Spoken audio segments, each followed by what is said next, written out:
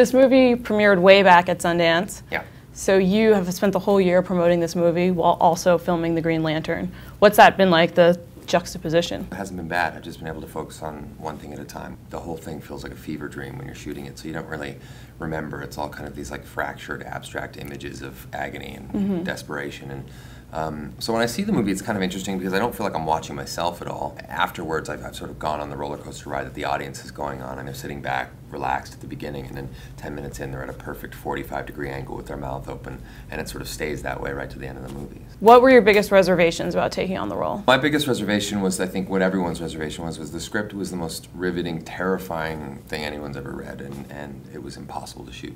That was the problem. You're in a coffin, how do you shoot that? And then I got this letter from Rodrigo Cortés, the director, this Spanish director. He's an incredible guy, and it stated exactly how he could do it and why he wanted to do it. The thing was impossible. I mean, the only way it'd be more impossible is if you put this guy in an evening gown and the dress. I mean, like, we were already working against so much, and then this guy just sort of proved everybody wrong, and he kept showing you how he could do it, and then we jumped in. I jumped in, and off we went. It was like a match made in heaven between he and I. I think everybody can relate to this. You make snap decisions on people, and you meet them, and you just know that this person is somebody who you trust and will ultimately care for and sort of work well with. And I just knew the moment I met him. He didn't speak a lot of English either. I mean, we had our communication was largely unspoken. I mean, it was virtually hand signals while we were shooting the movie, but we both knew exactly what we wanted, and even if he didn't understand a specific line that came out of my mouth at one moment, he knows if it's honest or not, and that's what we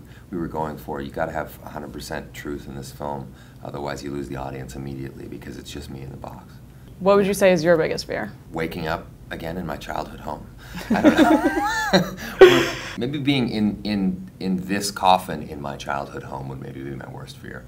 Yeah, come alive. Yeah, that'd be pretty awful. Who would be the first person you would call? Well, see, that's the thing. The only reason I really wanted out of my childhood home wasn't because it was a bad place to be, but I have 3 older brothers, and they're all absolute lunatics.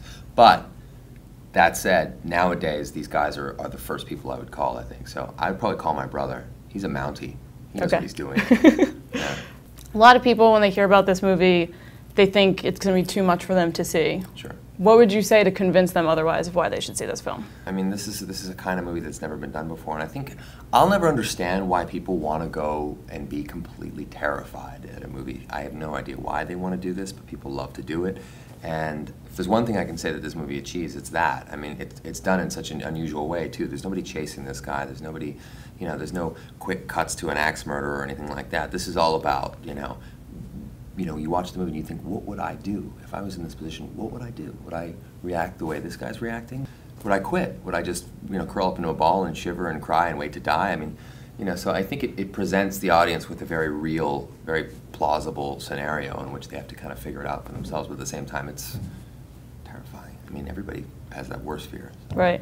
A lot of people know you as Van Wilder. If you could choose the movie that everyone knew you for, what would it be?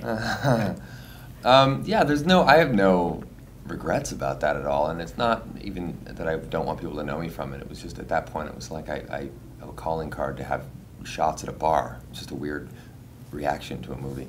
I don't know, you always want your latest work to be the thing that's representing you, so I'd probably be Buried. I mean, I've never done a movie that left more of an indelible impression, I think, than Buried. And that's not just because of me, I think it's because of Rodrigo Cortés, who's a brilliant director, and he created a conceit that everyone can get behind and really sort of dive into that world.